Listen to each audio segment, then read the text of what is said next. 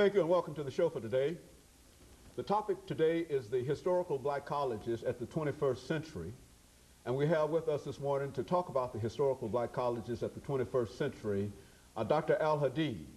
Dr. Al Hadid is a professor at Tennessee State University, and he will give us some additional information, Dr. Al Hadid, as you talk about your background and your education. And let's have you to do that now, Dr. Al Hadid, to give our audience some information about your background, your information, and some of the things that were eventually important in eventually leading you to the director of the Africana Studies Department at Tennessee State University. And then we'll talk about historical black colleges and where these institutions of higher education stand in the beginning of the 21st century.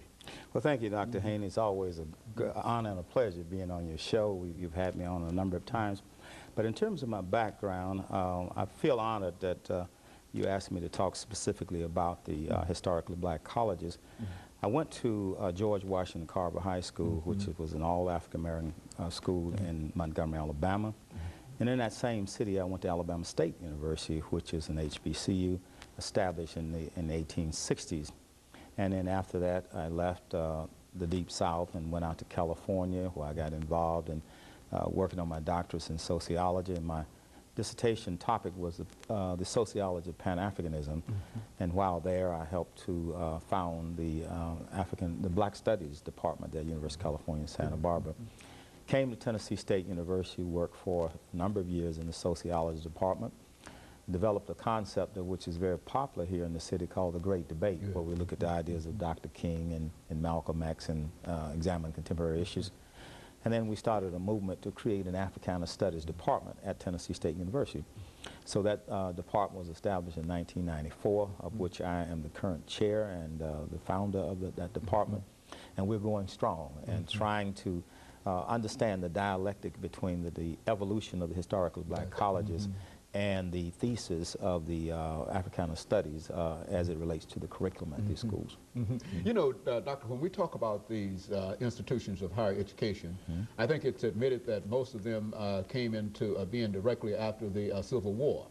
As a sociologist as well, and might I say a very, very eminent sociologist, as well as the chairman of the Africana Studies Department at Tennessee State University, let's have you to sort of give us some sociological information relative to the emancipation of all of these Africans and the kind of status that many of them found themselves in that prompted the need for such institutions of higher education.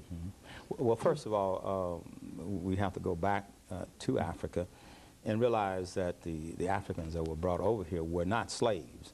I mean, they were trained people. They were carpenters, tailors, scholars, intellectuals, theologians, grammarians, princes, leaders.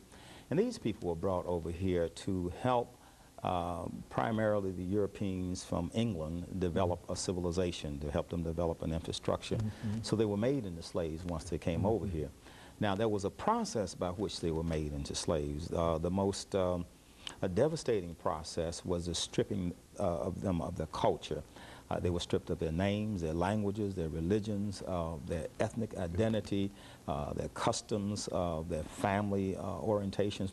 So in order to make these people into slaves, they had to do all that to them. They were unlike the indentures who were from England, who knew they were British. They spoke the English language. They maintained their names. But with the Africans, they were taken, their names were taken away from them. They came from Wolof communities. They were Mandinkas. They were Hausas. They were Fulanis. And all that was taken away from them. So that when we look at the education of African Americans, we need to, clearly put that in perspective. So let's fast forward to emancipation. One thing that you said many years ago at one of the Emancipation Proclamation breakfasts is that we have to understand that Lincoln did not free the slaves. And you talked about the black saber soldiers, about 500,000 of them, joined the Union Army, and they literally fought for their freedom.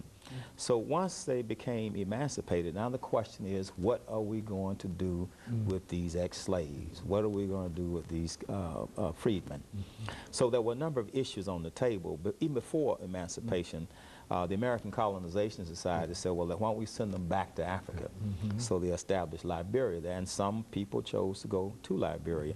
Now, the whole trick with that was that people such as Martin Delany and Frederick Douglass saw this maneuver as a way of getting rid of the intellectuals and the leaders and the people that could read and write and sending them to Africa so there would be no leadership to fight for the abolition of the slave.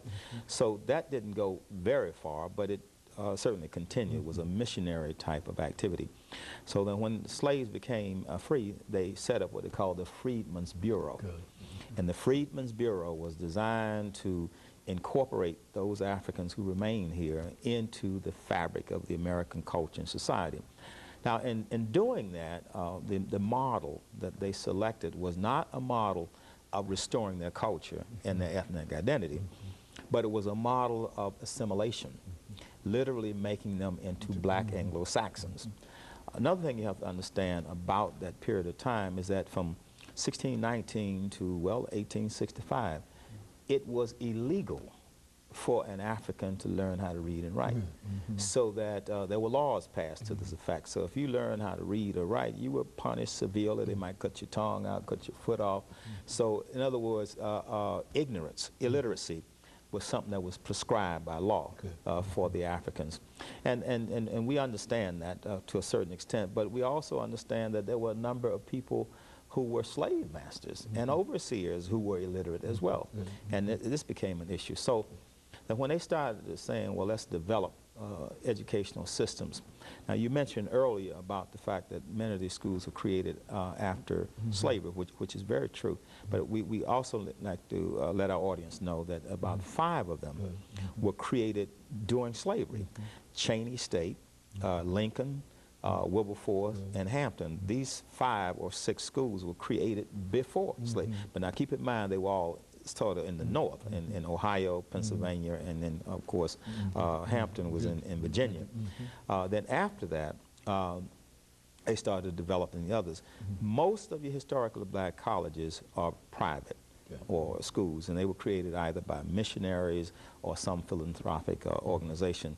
Then, of course, the state came in and created schools such as Tennessee State University, Florida A&M, but schools such as Fisk, Morehouse, Spelman, all of those were created by missionaries, and they were created by, by that Freedmen's Bureau through philanthropy. Now, the whole idea is that when we get into the great debate about what type of curriculum, so you had 2 models. One model was the model that was developed by Booker T. Washington at Tuskegee, which was one that had to do with developing technocrats and developing the infrastructure. So these were people that went into the vocations. They became carpenters, plumbers, blacksmiths, and tailors, etc. Then, of course, you had the other model, which was the talented 10th model developed by Booker T. Washington, I mean, not Washington, but W.B. Du Bois. Du Bois felt that African Americans should have a liberal arts education, and he put more of an emphasis of African Americans going into the professions, such as being doctors, lawyers, businessmen, ministers, and medical doctors. So-called talent, is that the talent? The so-called talented 10th. And these were, as he put it, the race men who would lead the masses of the people into the future. Now, as we prosecuted those 2 arguments, one, the liberal arts talented 10th argument, and the other one, developing infrastructures, such as Booker T. Washington was talking about, when we come into the 20th century, Marcus Garvey starts to challenge that. Marcus Garvey said we should develop more along the lines that Booker T. Washington was talking. Washington was ultimately talking about self-reliance. He was talking about owning and controlling the mode of production.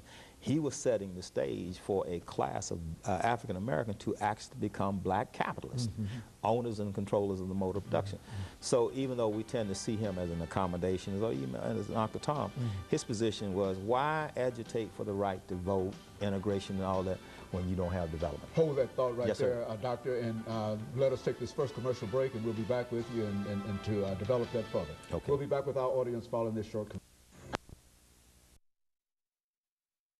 The topic is the historical black